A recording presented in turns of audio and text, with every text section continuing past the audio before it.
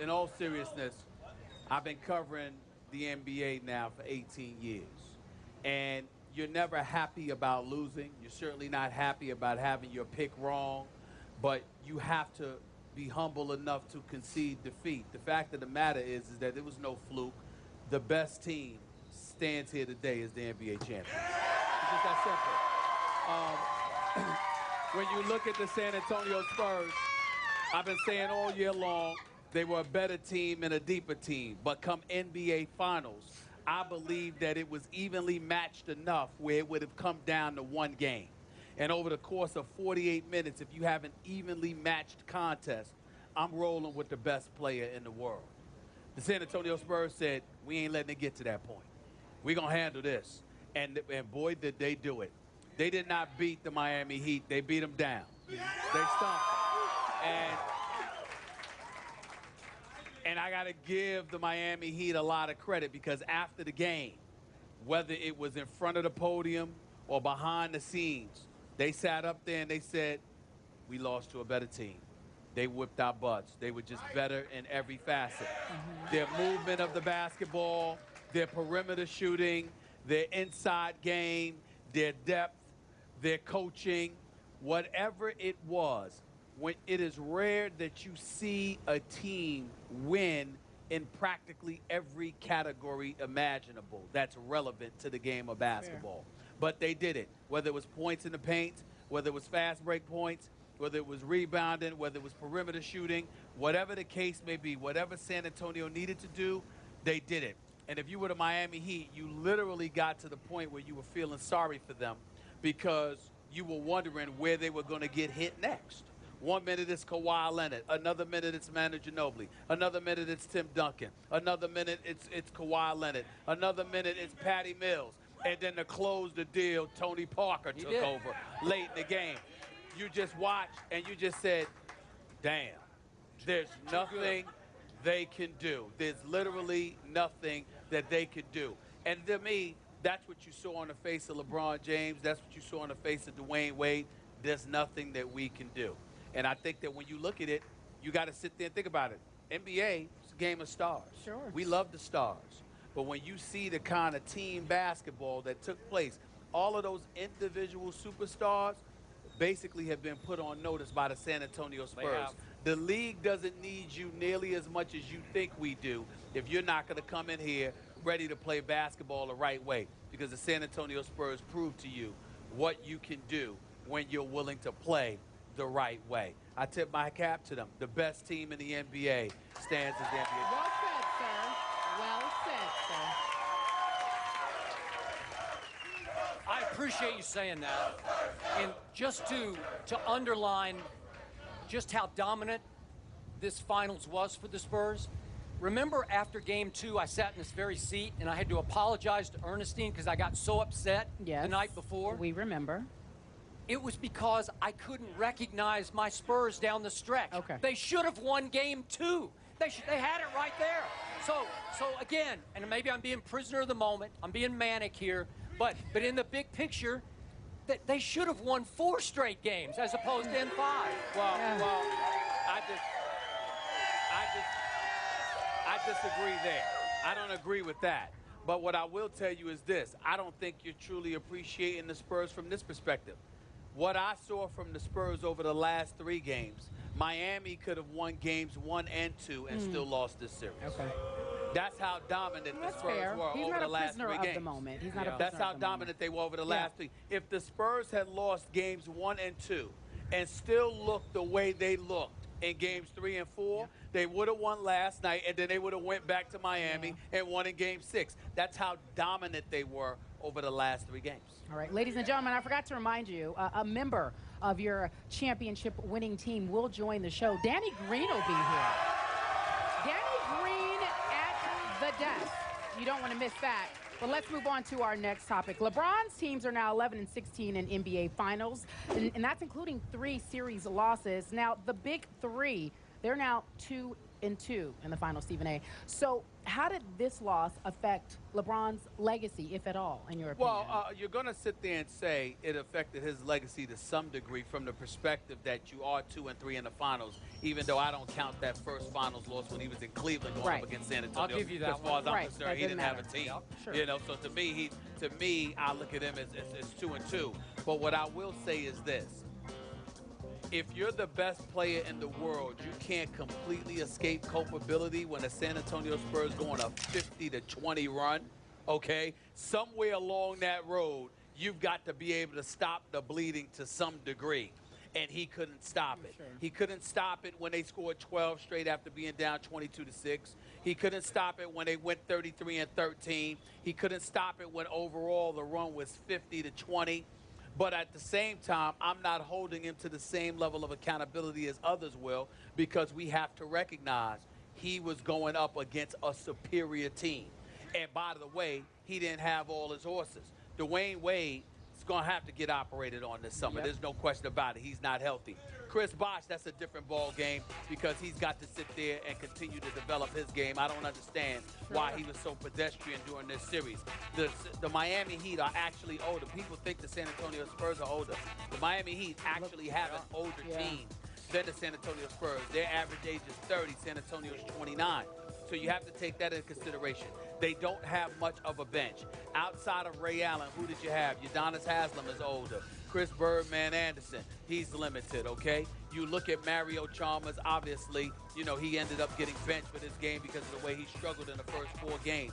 You just look at a whole bunch of these. Greg Oden never materialized. That experiment was a bust. Michael Beasley couldn't figure out things defensively, and as a result, he wasn't even dressing for the finals until last night. So when you look at it from all of those standpoints, there's no way to get around the fact that LeBron James, it was almost 1-on-5. Yeah. And so when you look at it from that perspective, I don't think it takes the hit that some other people would give it. I understand that you have to sit there and point the finger at him to some degree because he is the best player in the world.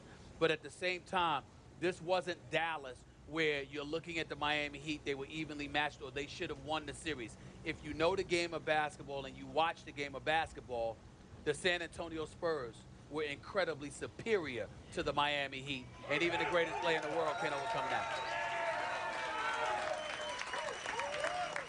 Okay, so when we talk about legacy, we're talking about 11 years worth now for LeBron James. We're talking about 2 and 3 in the NBA Finals. I give you the pass that you gave him for the first one against these Spurs younger. Sure, so 2-2. 2 and 2. Let's.